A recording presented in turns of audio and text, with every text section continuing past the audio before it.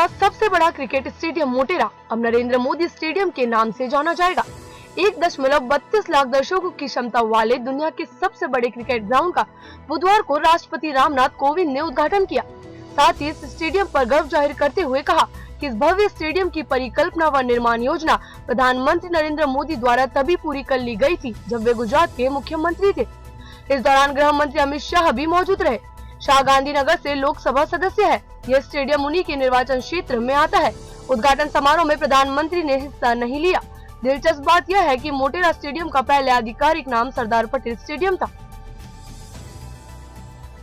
आज प्रधानमंत्री किसान सम्मान निधि योजना के 2 साल पूरे हो गए हैं। पीएम किसान निधि योजना के 2 साल पूरे होने के मौके पर प्रधानमंत्री नरेंद्र मोदी ने आज कई ट्वीट किए और साथ ही कहा कि हमारी सरकार किसानों की आय दोगुना करने के लिए हर संभव कोशिश कर रही है। उन्होंने साथ ही कहा कि सरकार न्यूनतम समर्थन मूल्य बढ़ाने पर भी जोर दे रही है।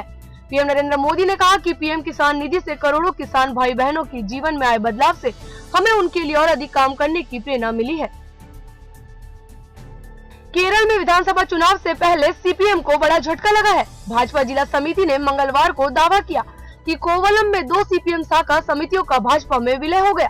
जिला समिति के अनुसार सीपीएम क्षेत्र समिति के सदस्य और विजिंजाम पंचायत के पूर्व अध्यक्ष मोकुला प्रभाकरन के नेतृत्व में लगभग 100 सीपीएम कार्यकर्ता केंद्रीय मंत्री प्रहलाद जोशी और वी मुरलीधरन की उपस्थिति में भाजपा में शामिल हुए।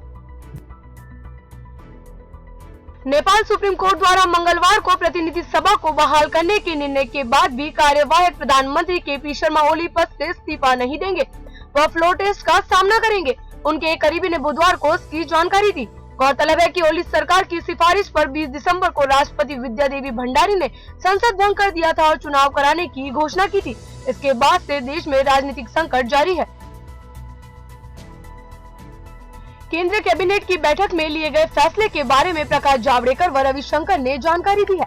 उन्होंने बताया कि केंद्रीय कैबिनेट की बैठक में कोविड-19 वैक्सीनेशन के अलावा पौंडीचेरी में राजनीतिक उठापटक पर भी चर्चा हुई।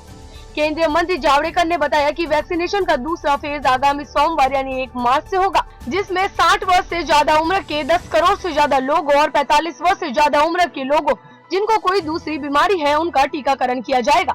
इसके तहत 10,000 सरकारी चिकित्सा केंद्रों व 20,000 प्राइवेट चिकित्सा केंद्रों में वैक्सीन दिया जाएगा। सोमवार 1 मार्च से इसकी शुरुआत की जाएगी।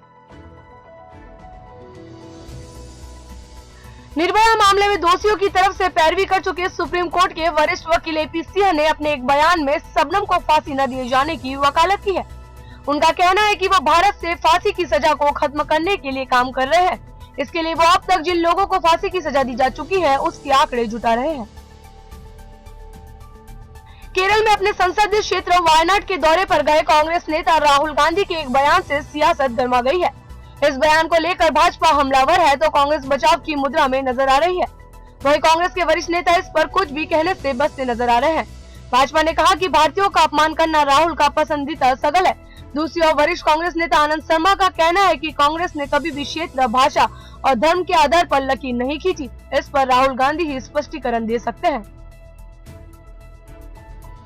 अमेरिका में व्हाइट हाउस के ओबीएम के पद पर नीरा टंडन की नियुक्ति को लेकर राष्ट्रपति जो बाइडेन ने जबरदस्त पैरवी शुरू कर दी है। नीरा के समर्थन में उतरे बाइडेन ने कहा कि बजट विभाग का नेतृत्व करने के लिए नीरा टंडन सक्षम प्रत्याशी है। हम मानते हैं कि हमारा चयन सबसे अच्छा है। अगर सीनेट 50 वर्षीय टंडन के नाम की पुष्टि कर देते हैं तो वो अमेरिकी सरकार के वार्षिक बजट को तैयार करने वाली पहली अश्वेत महिला बन जाएगी। केंद्र सरकार ने आयुष्मान भारत योजना के तहत अब केंद्रीय सुरक्षा बलों को लाभ देने की तैयारी कर ली है। इस योजना के तहत न सिर्फ सुरक्षा बलों के जवानों बल्कि उनके परिवार वालों को भी मुफ्त में इलाज मिलेगा।